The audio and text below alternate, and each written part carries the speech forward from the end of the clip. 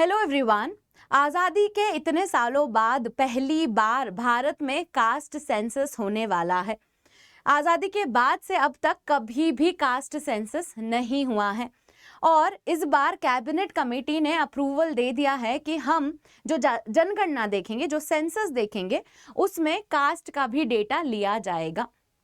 अब आपके मन में सवाल आ रहा होगा कि कास्ट से रिलेटेड डेटा तो पहले भी हमसे मांगा गया है, और आपके मन में ये सवाल तब और ज्यादा आ रहा होगा जब आप बिहार से हैं, आंध्र प्रदेश से हैं या तेलंगाना जैसे स्टेट से हैं। तो जो आपने कास्ट की इंफॉर्मेशन अपने स्टेट को दी है वो कास्ट सर्वे के विदिन दी है। यहाँ पर अप्रूवल आया है कि नेशनल लेवल पे कास्ट सेंसस किया जाएगा, और जिसका मतलब जब हम अपना सेंसस करेंगे, कब करेंगे ये तो नहीं पता है। आइडियली तो 2021 में होना था, 2021 में सेंसस का डेटा पता चल जाना था, पर अभी तक वो नहीं पता चला है क्योंकि सेंसस हुआ ही नहीं है। तो जब भी सेंसस होगा इस बात में एक और चीज ऐड हो गई है कि हमें अपना कास्ट का डेटा भी देना होगा। अब इसकी जरूरत है क्या? हमें कास्ट सेंसस की हमें जरूरत है क्या? क्या ये कास्ट पॉलिटिक्स को हमेशा के लिए भारत से खत्म कर देगा या कुछ नया ही कास्ट को लेकर पॉलिटिक्स देखने को मिल रहा है हमें? आज के इस वीडियो में हम उन सब चीजों पर बात करेंगे, पर उन सब के पहले हेलो एवरीवन, मेरा नाम मोनिका है और लेट्स क्रैक यूपीएससी सीएसई में आपका स्वागत है। मैंने कहा कि कास्ट सेंसस होगा, तो कास्ट सेंसस होता क्या है? अगर मैं आम भाषा में समझाऊं आपको, तो हमारी इंडिया की पॉपुलेशन में कितने परसेंटेज लोग किस कास्ट को बिलोंग करते हैं उसका डेटा हम इकट्ठा करेंगे।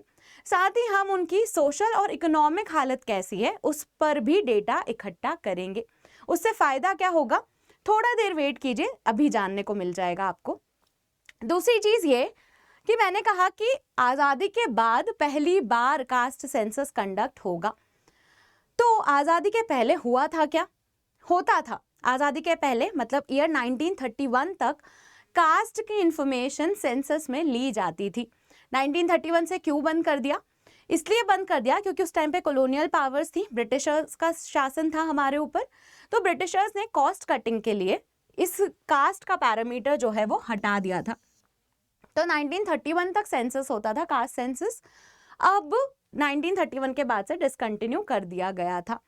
अब आपको लग रहा होगा कि जब कास्ट का डेटा इकट्ठा ही नहीं किया जाता है तो एससी एसटी का रिजर्वेशन कैसे डिसाइड होता होगा?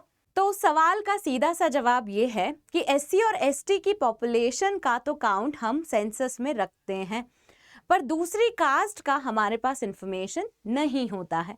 यहाँ पर भी आप देख सकते हैं कि 1951 से 2011 तक शेड्यूल कास्ट और शेड्यूल ट्राइब्स का जो डेटा है वो पब्लिश हुआ है, पर बाकी कास्ट का डेटा नहीं पता है। तो ये कुछ फैक्ट्स हैं जिससे आपको आइडिया लगना चाहिए कि कास्ट सेंसस जो है वो आज़ादी के बाद से अब पहली बार हो रहा है और उसके पीछे कौन से की ईयर्स छुपे हुए हैं। अब बात करते हैं उन कास्ट सर्वे की जो स्टेट्स में कंडक्ट हुए हैं। बहुत सारे स्टेट्स हैं जिन्होंने अपने लेवल पर ही कास्ट की जानकारी निकालना शुरू किया, और उन्हें हम कास्ट सेंसस नहीं कह सकते, उन्हें हम सिर्फ और सिर्फ कास्ट सर्वे कह सकते हैं। अब ये जो डिस्टिंक्शन है ये इतना इंपॉर्टेंट क्यों है, इसका जवाब हमारे कॉन्स्टिट्यूशन से आपको मिलेगा। सेंसस जो सब्जेक्ट है वो यूनियन लिस्ट में आता है। यूनियन लिस्ट मतलब कि ये पार्लियामेंट की जिम्मेदारी है या यूनियन की जिम्मेदारी है, सेंसस से रिलेटेड जो भी चीज है वो। अब ये यूनियन लिस्ट है। अब कास्ट सेंसस जो है वो तो नहीं करा सकते स्टेट्स, तो स्टेट्स क्या कराते हैं? कास्ट सर्वे कराते हैं।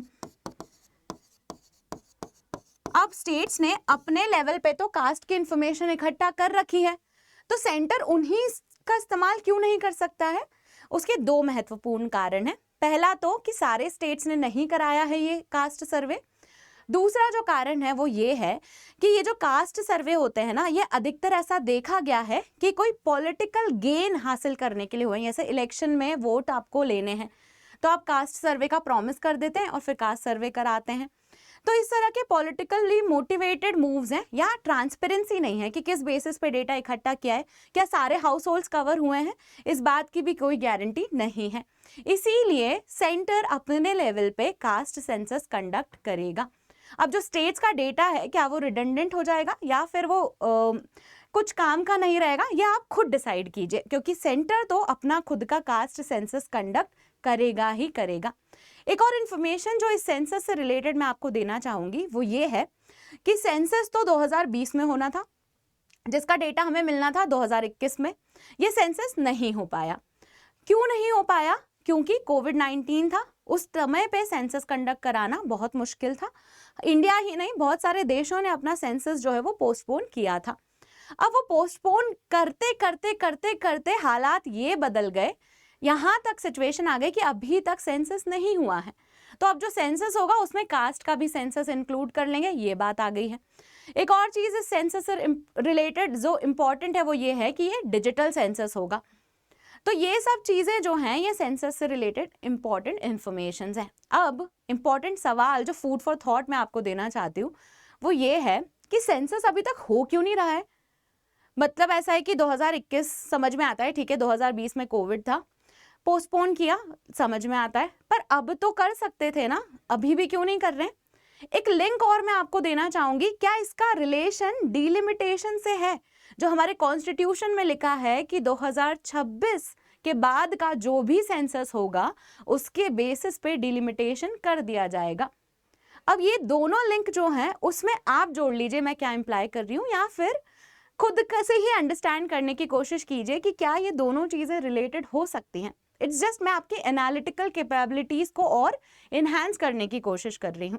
अब टॉपिक पे वापस आते हैं। स्टेट्स ने सर्वे किए थे, सेंसस जो है वो अपने आप में यूनियन लिस्ट में लिखा हुआ है, तो उसके हिसाब से यूनियन ही जो है ये इस सब्जेक्ट मैटर से डील करेगा। स्टेट्स का सेंसस का डेटा क्वेश्चनेबल हो सकता है, लैक ऑफ ट्रांसपेरेंसी, सारे हाउस होल्ड इंक्लूड हुए हैं या नहीं, ये सारे क्वेश्चंस इसमें रेज होते हैं। हम आगे बढ़ें कि हमारे को क्या जरूरत है कास्ट सेंसस की, उससे पहले आपको अनअकैडमी के सब्सक्रिप्शन की इंपॉर्टेंट जरूरत है। क्यों?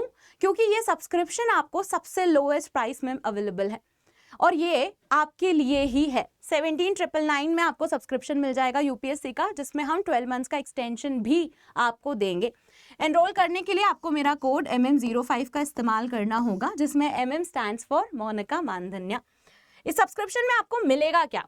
आपको बहुत सारी बैचेस मिलेंगी। अगर आप हम जैसे पढ़ रहे हैं वैसे पढ़ने में इंटरेस्टेड है, यानी कि हिंदी और इंग्लिश दोनों का मिक्स, तो आपके लिए हमारे पास ये सारी बैचेस हैं आपके टारगेट ईयर के हिसाब से। अगर आप 2026 की तैयारी करना चाहते हैं, मंजिल बैच, 2027 के लिए आगाज बैच, 2028 के लिए नीव बैच, इनका स्टार्ट डेट जो है वो यहाँ पर मेंशन्ड है।